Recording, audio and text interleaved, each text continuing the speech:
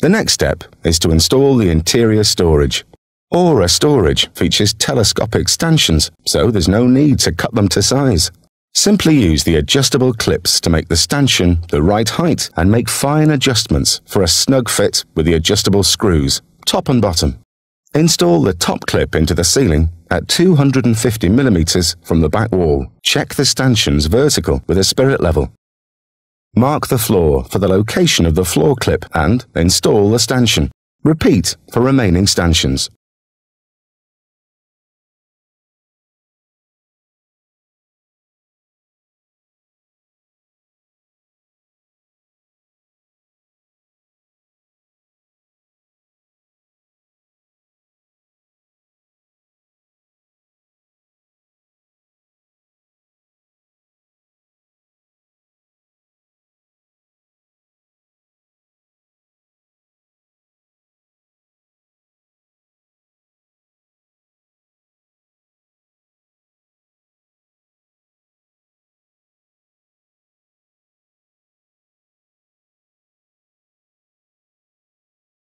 Taking the measurement at the ceiling, cut the top track to this size, less a couple of millimeters, so you can easily fit it in. Because this is a fairly wide installation, you'll need an extra pair of hands to help you fit the top track into position with appropriate fixings.